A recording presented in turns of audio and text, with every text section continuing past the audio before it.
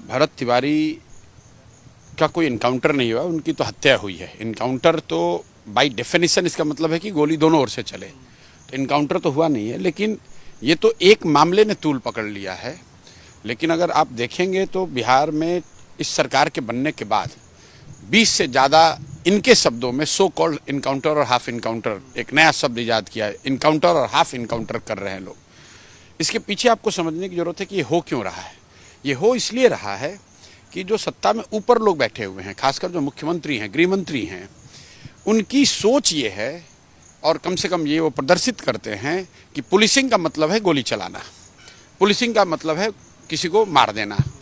मेरी अपनी समझ ये है कि समाज में बहुत तेरे ऐसे लोग इससे सहमत होंगे कि पुलिसिंग का मतलब गोली चलाना नहीं है। पुलिस का काम तो समाज की रक्षा है। अपराधियों को मारने के नाम पर अगर आप पुलिस को गोली चलाने की छूट दे देंगे तो भरत तिवारी जैसी घटनाएं, मैं रादर कहूँगा दुर्घटना, होती रहेगी। इसलिए कि ये तय कौन करेगा कि अपराधी कौन है। ये बात तो ठीक है कि अपराधियों पर कार्रवाई होनी चाहिए, उनको सजा मिलनी चाहिए, लेकिन वो कौन अपराधी है, उसका अपराध क्या है और उसको कितनी सजा मिलनी चाहिए, ये तय करना किसी मुख्यमंत्री का, गृह मंत्री का, विधायक का, थानेदार का काम नहीं है। संविधान के तहत वो काम, वो जिम्मेवारी न्यायालय की है। और जब आप उस बनी हुई व्यवस्था से अलग हटकर कोई एक नई व्यवस्था बनाएंगे जिसमें आप रोज मंच पर खड़े होकर ये कहेंगे कि अपराधियों को गोली मार दिया जाए, तो फिर वो आपके हाथ में, नियंत्रण में रहेगा नहीं। और वही बिहार में हो रहा है। हर दूसरे तीसरे दिन हम लोग सुन रहे हैं कि आज किसी को पैर में गोली मार दी, आज किसी की हत्या कर दी गई। और जहां कहीं अगर उसमें 10 केस होगा तो 3-4 गलती होगी। ऐसे तो संवैधानिक तरीके से हर अपराधी को भी गोली मारना गलत है, लेकिन उसमें इनोसेंट लोग भी मारे जाएंगे। और वही हुआ है भरत तिवारी के केस में, क्योंकि आपने प्रशासन को खुली छूट दे दी है। इसीलिए जब मैं वहां गया तो मैंने ये कहा कि घटना की जो जांच की बात हो रही है, न्यायिक जांच की, तो जांच में सबसे जरूरी बात यह है समझना कि किसकी जांच होगी।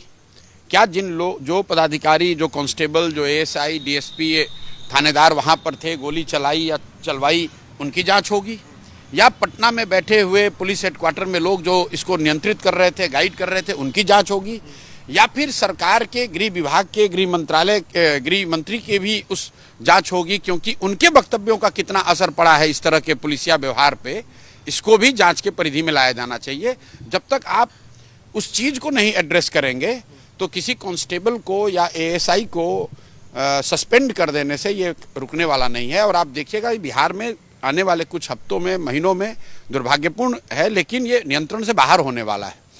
हर पुलिस वाले को, हर थानेदार को आप कहिए कि आप गोली मार दीजिए, किसी को जो आपको अपराधी दिखता है उसको गोली मार दीजिए, तो तय करने का तो कोई मैकेनिज्म है नहीं कि अपराधी है कौन। अभी सम्राट चौधरी पहली बार सत्ता में आए, इतना उनको अनुभव है नहीं, और जोश में आकर राजनीतिक एक तरीके से अपरिपक्वता है उनकी कि वो बता रहे हैं कि पुलिस को गोली। भाई आप जनता के लिए हैं, पुलिस के लिए नहीं है।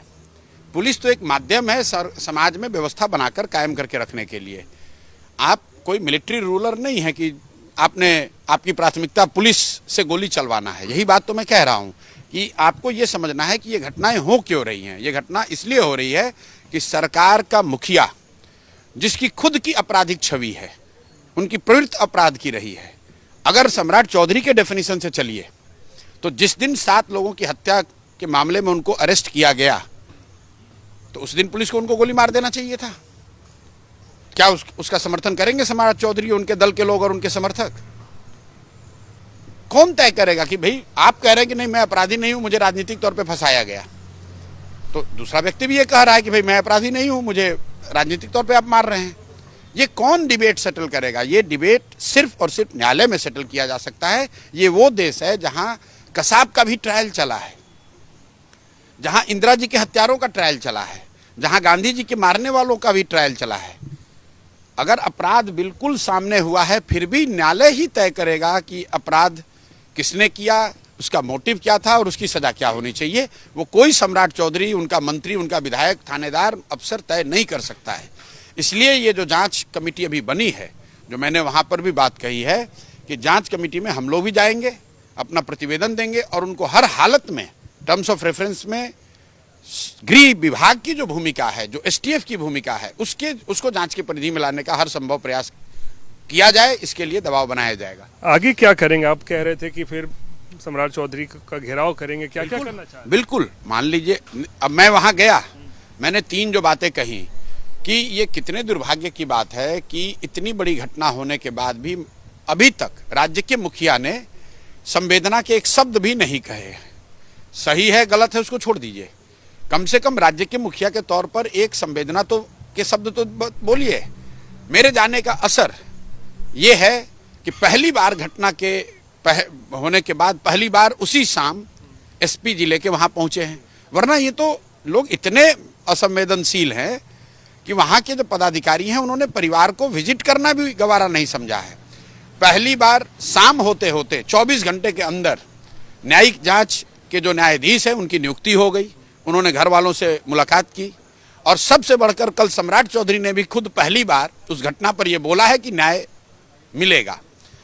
तो ये मेरी ताकत नहीं है, जो वहाँ भीड़ है, जो समाज का दबाव है, और कहीं ना कहीं बिहार के लोगों को ये समझना होगा कि अगर आप अपने लिए भी न्याय चाहते हैं, अपने बच्चों के लिए न्याय चाहते हैं, तो आपको किसी के साथ होने वाले अन्याय के खिलाफ खड़ा होना होगा।